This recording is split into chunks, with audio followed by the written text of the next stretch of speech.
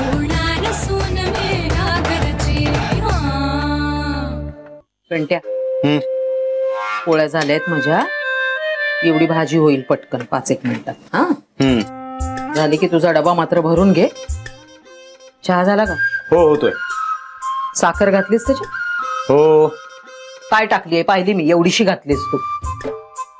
अरे आम्हाला काही मधुमेह झालाय का बिनसाखरेचा चहा प्यायला? त्या गोखल्यांच्या घरात चालतो डायबेटिक चहा. मला नाही बाई.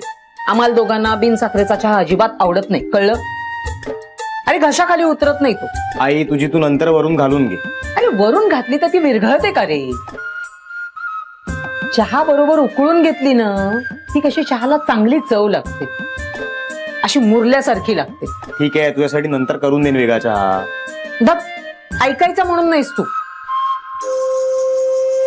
मी काय म्हणते, मी आज बोलणार आहे मी ताईशी. कशा संदर्भात? असंच आपला आठवण आली म्हणून फोन करणार आहे मी. आणि आता तुझ्या लग्नाचं पण बघायला पाहिजे ना. हे बघ तुला सांगते, ती सुनीता आहे ना, ती काही आपल्या बरोबरीची नाही. आणि तिचा निभावही लागणार नाही या घरात, हे तुला पण पक्क माहित आहे, हो की नाही? उगाच लग्न करून 1-1.5 वर्षामध्ये घटस्फोट झाला असं कशाला रे होऊ द्यायचं? शेवटी तुला सांगते, मुलीसारख्या मुली काही वेगळं नसतं रे. पण निदान आपल्या घरात रुळेल, आपल्याला समजून घेईल अशी मुलगी बघायला पाहिजे ना. अरे मुलगी कशी हवी होती? त्या सविता सारखी, म्हणजे लक्ष्मी सारखी, हातात अन्नपूर्णा, तोंडात सरस्वती. ही सुनीता काय, थोबाड उघडलं ना की लायकी कळते ना तिची. अरे दरिद्री नारायणाची लेक वाटते ती.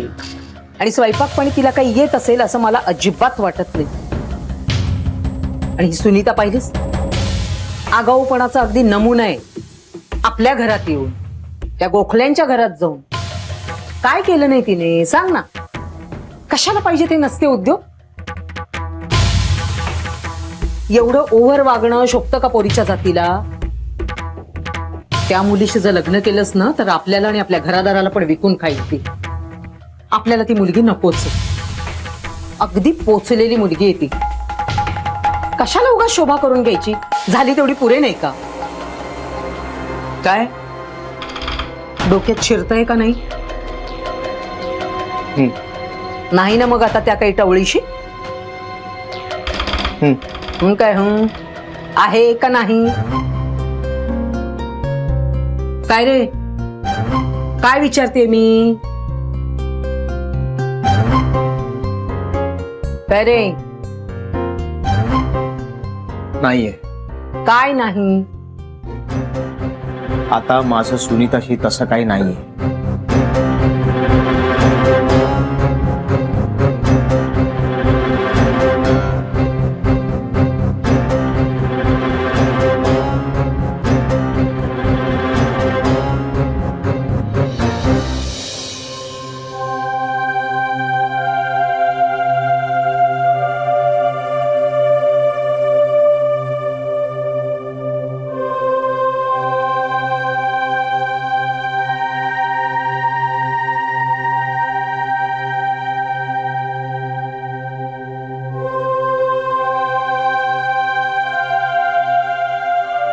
मला ना सतत भीती वाटत असते. सतत अशी भलभलती स्वप्न पडतात. माझा पाय तुझ्या पोटावर पडेल की काय, माझा हात तुझ्या पोटावर पडेल की काय. काल तर ना मला भयानक स्वप्न पडलं. मला स्वप्नात असं दिसलं की मी लोळतोय, त्यामुळे माझा धक्का तुला लागला आणि तू खालती पडून आपलं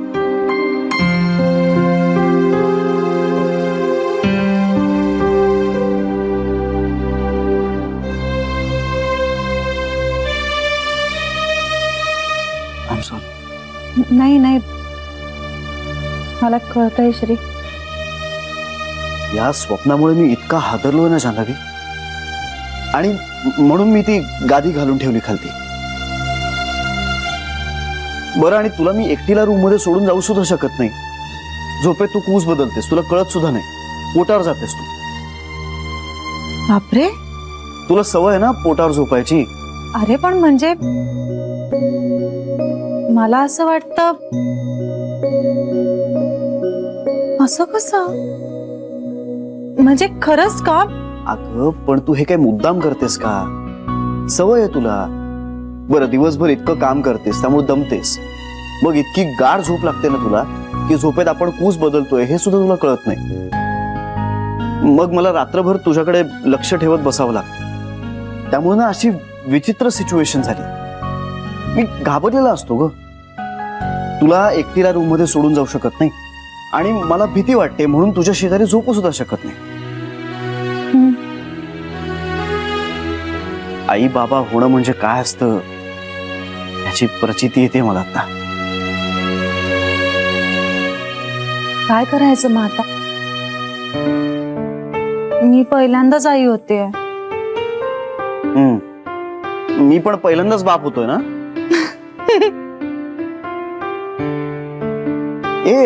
पण मी ना आईशी बोललोय. मी तिला म्हटलं की आता पुढचे काही दिवस तू जान्हवीच्या शेजारी झोपशील का? तुला चालेल ना? हा म्हणजे चालेल. आई म्हणाली की तुम्ही एकदा आई आजीशी बोला.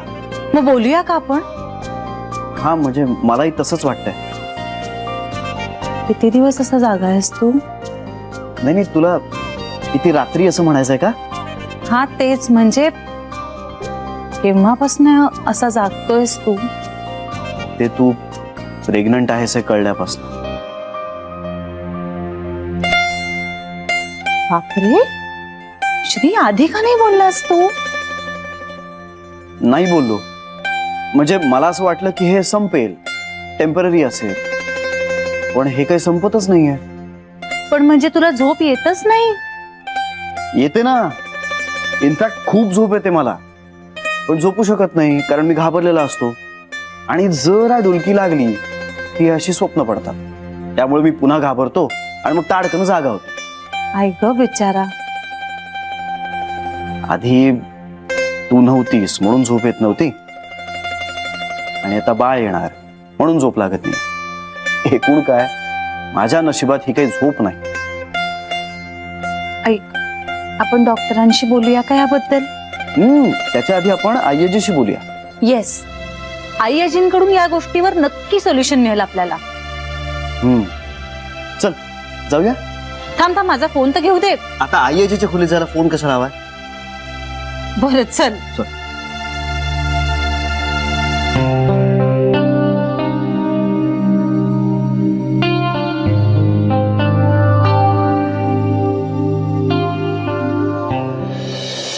हो नाही तर चिरंजीव. हो ना. काय नाही रे. काय नाही. आम्ही आलो, आईजीशी बोलून आलो. हा दोघेही चाललाय? हो. कालचंच का? काय? चल. ए काय? काय काय कालचं काय सांगा ना. अगं उमाकांत भाऊजींचं अमृत चळायला होतं ना तेच. अगं बाई हो का? मी त्याला म्हंटल आईंशीच जाऊन बोल म्हणून. मला सांगा ना काय सांगणार आहे सगळं नंतर. बेबी, राग येणं स्वाभाविक आहे, पण कंट्रोल केला पाहिजे ना. तेच करते ना आई मी. पण राग येण्याचं कारण नाही सांगितलंस अजून. ते महत्वाचं नाही. रागावर मी नियंत्रण कसं ठेवू ना ते सांग. आता जान्हवी प्रेग्नंट आहे, तिच्या समोर मला अजिबात चिडायचं नाही. अजिबात चिडायचं नाही असं तुझ्याकडून होणार नाही. तो तुझा स्वभाव नाहीये. फक्त तुझ्या चिडण्यामुळे जान्हवीला त्रास होऊ नये याची खबरदारी घे. एवढंच तू करू शकतेस. आईजी. अरे दोघ जण एकत्र या ना या. अगं जरा बोलायचं होतं. आई मी येते. बेबी बस ना. अगं काही हरकत नाही. मला हरकत आहे. म्हणजे मला जरा काम आहे, मी जाते. मी नंतर बोलीन तुझ्याशी. बेबी आत्या ऐका ना. नाही बाळ, मी तुझ्यावर चिडले नाहीये. मला खरंच काम आहे. चालू द्या तुमचं.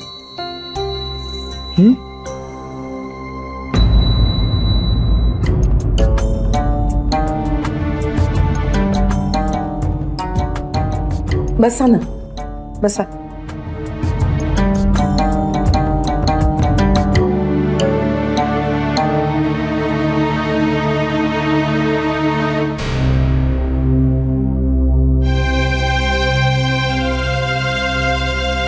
फार काळजी करण्यासारखं काही नाहीये श्री, होईल ती ठीक आपोआप.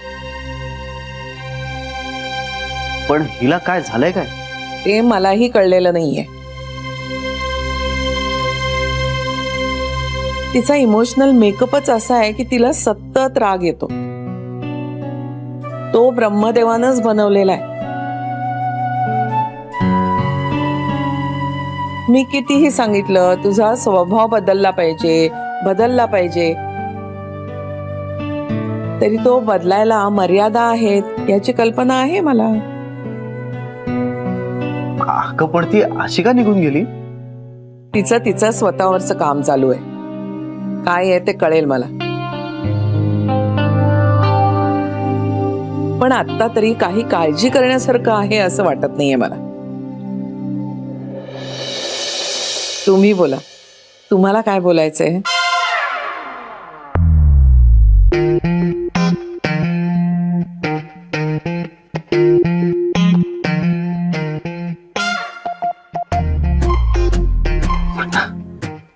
तू सांग.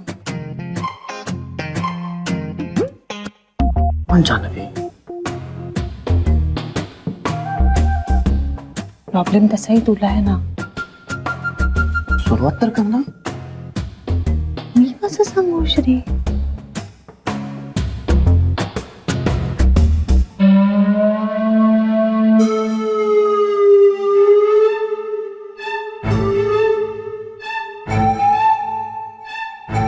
तुला झोप येत नाही का श्री हल्ली?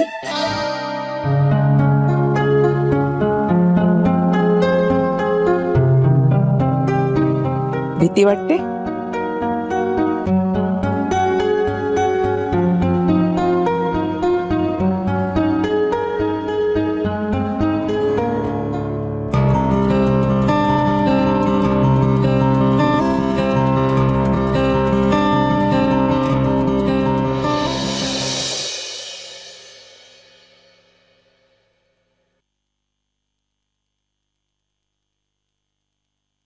आता कुठे जायलाच हवंय का बाहेर?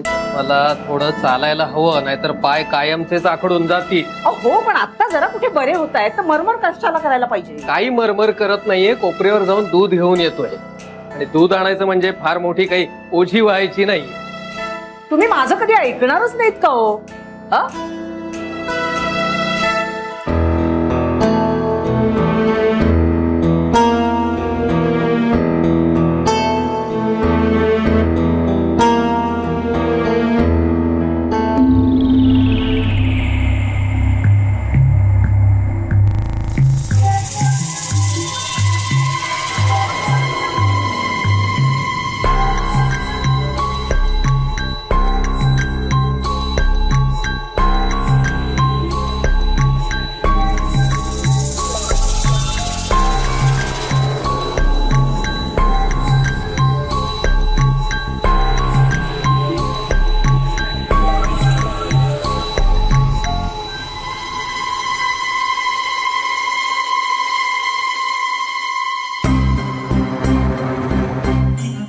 जानूला काय धाड भरली?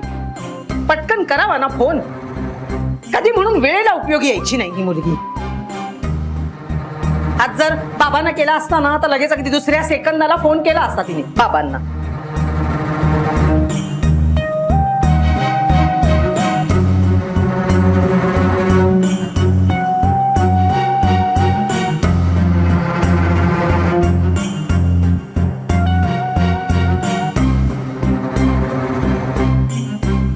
अगं बाई पटकन फोन कर, तुझे बाबा घरात यायच्या आधी फोन कर. ते आता हात जोडू हे कळणार आहेत.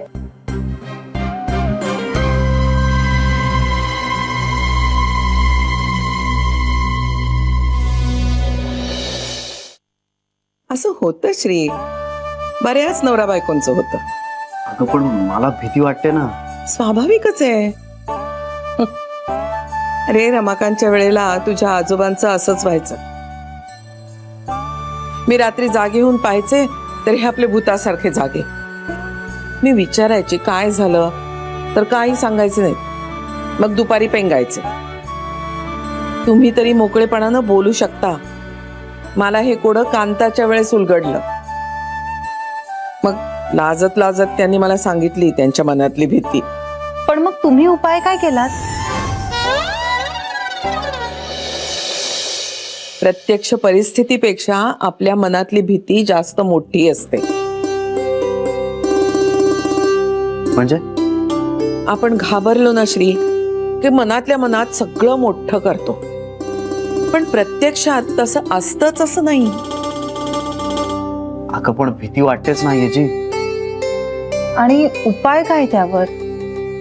आपलं मनच. म्हणजे आपलं मन ना मिरेकल असतं. तर बघ, आपल्याला पहाटे 4 वाजता उठायचं असेल तर आपण आपल्या मनाला सांगितलं की मला पहाटे 4 वाजता उठायचंय, तर बरोबर 4 वाजता जाग येते. हो हो, असं खरंच बरेचदा होतं. म्हणजे मी तर अलार्म सुद्धा लावलेला असतो, पण मनात घोळवलेलं असलं ना की अलार्म व्हायच्या आधीच आपण जागे होतो. हो ऍक्च्युली माझं पण झालंय असं बऱ्याचदा. मुळात हे लक्षात घे श्री, तू घाबरल्यानं मनातल्या मनात हे जितकं मोठं करतोयस ना ते तितकं प्रत्यक्षात नाहीये. अगं पण लाथबीत लागली तर? तुला आहे का सवय लाथा मारण्याची? नाहीये. नाहीये, पण चुकून लागली तर?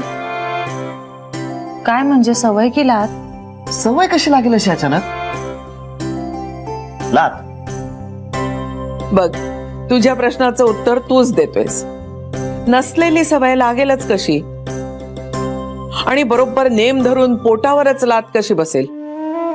नाही, पण तरी मला भीती वाटतेच ना. मग काहीतरी उपाय करायचा. तू गादी टाकून खाली झोपतोस तसा काहीतरी. त्यापेक्षा मी आईला सांगू जान्हवीची डिलिव्हरी होईपर्यंत आमच्या खोलीत झोप म्हणाव.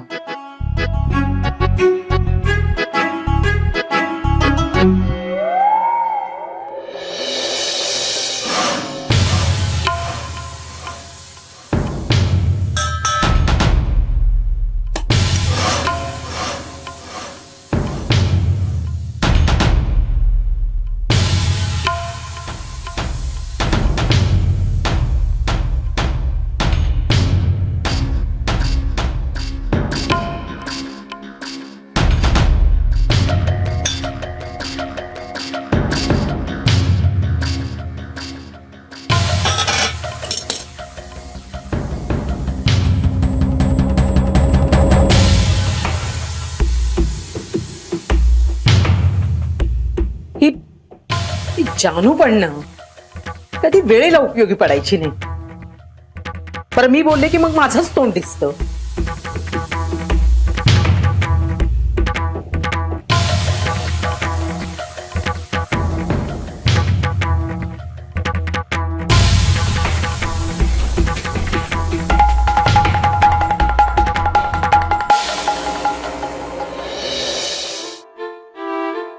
त्यापेक्षा मी आईला सांगू जान्हवीची डिलिव्हरी होईपर्यंत आमच्या खोलीत झोप म्हणाव.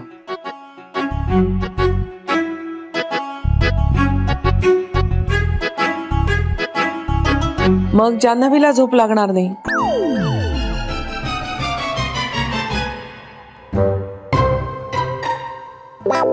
तुम्ही कुठे काय म्हणाले? श्री, शेजारी सासू झोपलीये म्हटल्यानंतर तिला अवघडल्यासारखं नाही का होणार? शांत झोप नाही लागणार तिला. खरंय ना ग?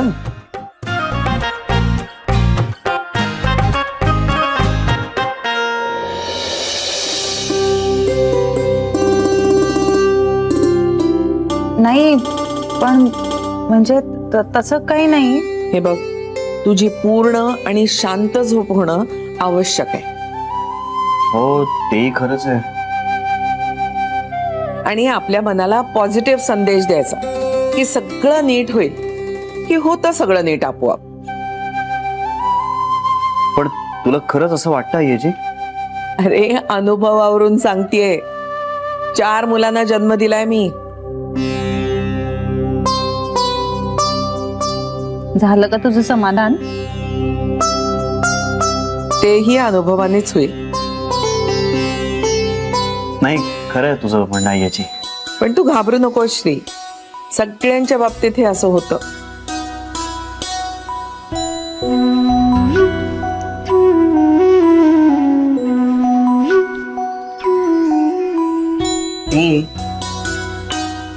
आई बाबा होणार आहात तुम्ही. आता वेगवेगळे चॅलेंजेस येणार, पण छान वाटतंय. तुम्ही माणूस म्हणून, नवरा बायको म्हणून एकत्र ग्रो होत आहे. बरं वाटतंय. असेच एकत्र राहा, अखंड जोडलेले.